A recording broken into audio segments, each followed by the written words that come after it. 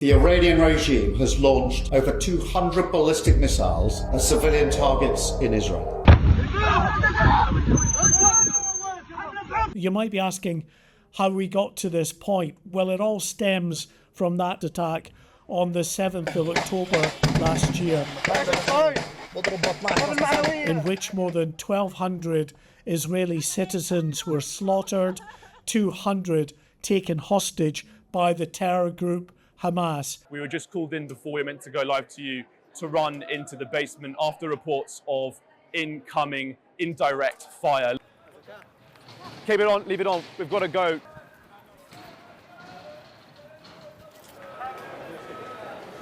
Let's set up in here.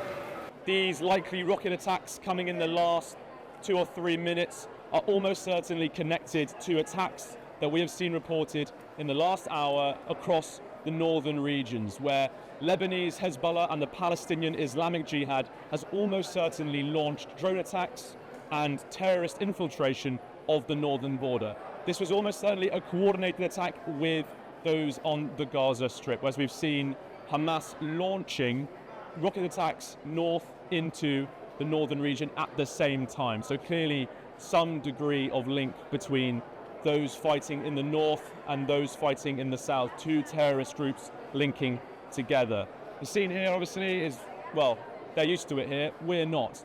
They're going to get a briefing soon, I imagine, on the situation, but this is just another day in Israel for people who've been raised here over the years. Having said that, this situation is unprecedented. This is the worst violence they've seen here in 50 years, and there are great concerns about what might happen next.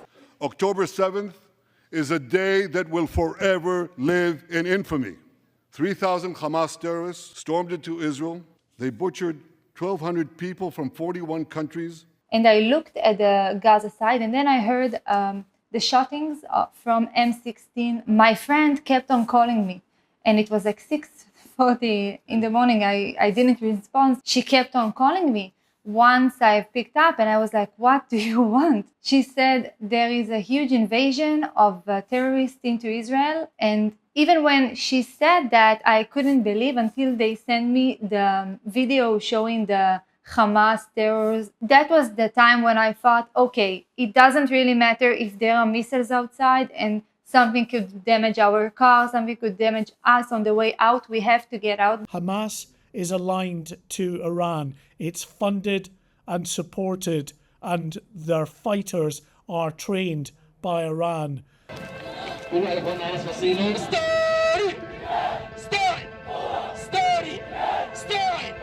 That attack led Israel to going into Gaza, the Hamas stronghold, to deal with this terrorist group.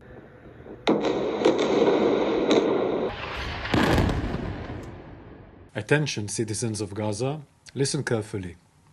This is an urgent military advisory from the Israel Defense Forces.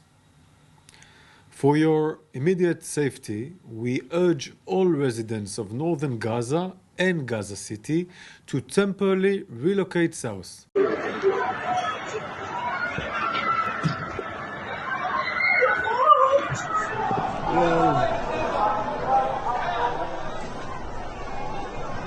We are in Sderot. We've just come under direct rocket attack just within the last few minutes. You can see here, just right in at the back of that vehicle, some of the debris has impacted the window. We were running into the bomb shelter, which is just here, really. You can see, hopefully, through there, the small crater in the ground there. So the question now, I guess, is really, was this a deliberate targeting of the media? Because the media have been at this location for some time, obviously reporting live on what has happened. So clearly the concern is perhaps the media have been deliberately targeted. For the last year, we've had this intense war in Gaza as Israel takes the fight to Hamas with a view to degrading and dismantling this terror group.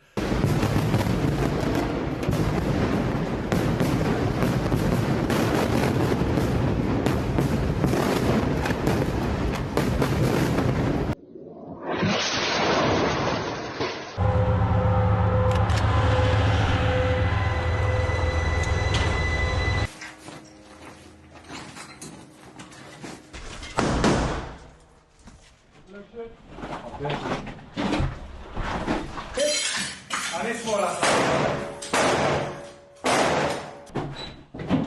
פה מסגד, ואני אראה לכם מה מצאנו בפנים.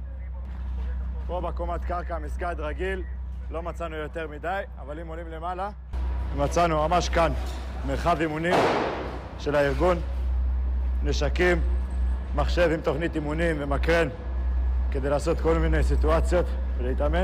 מצאנו מעבדת מטענים, ממש מאלף ועד תו, סוללות, הכל.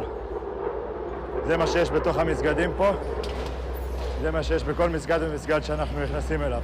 Well, that military operation in Gaza is now to an extent winding down. That's allowing the Israeli government to move troops out of Gaza and to head further north to deal with the threat from the north, from southern Lebanon, where the other terrorist group that we're talking about now, Hezbollah, is situated.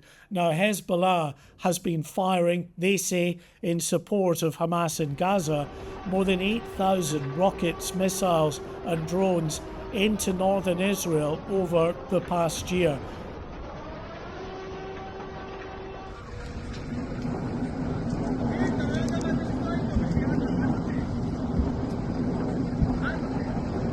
Israel has decided enough is enough. They want to deal with that threat. That's what we're seeing playing out in northern Israel at the moment, with thousands of more troops heading up to the border with southern Lebanon to deal with Hezbollah. And Hezbollah has really suffered very significant blows as a result. You'll remember just recently those series of explosions that took place targeting communications devices that were used by Hezbollah, pagers to begin with, then two-way radios and other electronic devices that were then targeted and blown up. Around 3,000 Hezbollah fighters were injured in those explosions and almost 50 were killed. And then, just in recent days, a very significant blow to the terrorist group with the decapitation of its leadership, the killing of its top leader, Hassan Nasrallah, in the Lebanese capital, Beirut, hiding in an underground compound in Beirut along with other senior leaders of Hezbollah, taken out by bunker-busting bombs that were sent over by Israeli warplanes. And that's why we are now in the position we're in with Iran attacking Israel. That is in a direct response to the killing of Hassan Nasrallah and also to the killing of Ismail Haniyeh, the political leader of Hamas, who was killed earlier this year in what is widely believed to have been an Israeli strike on a building that was housing him in the Iranian capital, Tehran. But based on what we know now, the attack appears to have been defeated and ineffective. And this is testament to Israeli military capability and U.S. military. It's also a testament to intensive planning between the United States and Israel to anticipate and defend against the brazen attack we expected. So now we await that Israeli response.